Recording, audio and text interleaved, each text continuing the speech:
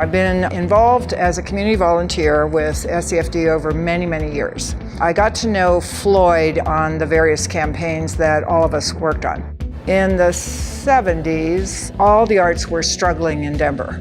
And from that period came these enormous ideas like SCFD. And Floyd was embedded right in the center of it because not only was he committed to the arts and culture, but he was a major poller and a political advisor. To win a sales tax in the whole metropolitan area took a lot of political acumen, which we all needed because we were all community volunteers.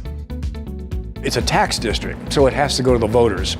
And it went for the first time in 1988, and I ran the campaign with volunteers and all the big cultural organizations, and it passed by 75% in the 6-county area. It was sort of a miracle because it began providing about $15 million for the cultural organizations. And we're talking the zoo and the art museum and the natural history museum, botanic gardens, and then hundreds of other smaller organizations. Over the years has translated into about $60 million today.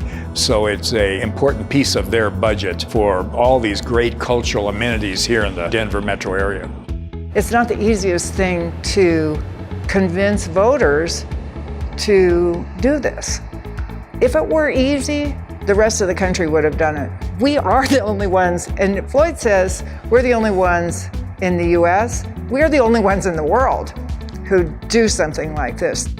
One of the things I have done is both volunteer to help in the interim, but also run the campaigns when it's time to run a campaign. I was able to give them some guidance from my experience with political science and law and polling and the media. And so it was just a lucky mix that came together. We are just so lucky that the voters have consistently looked at it and said, this is worth keeping, let's do it. It's a pivotal role.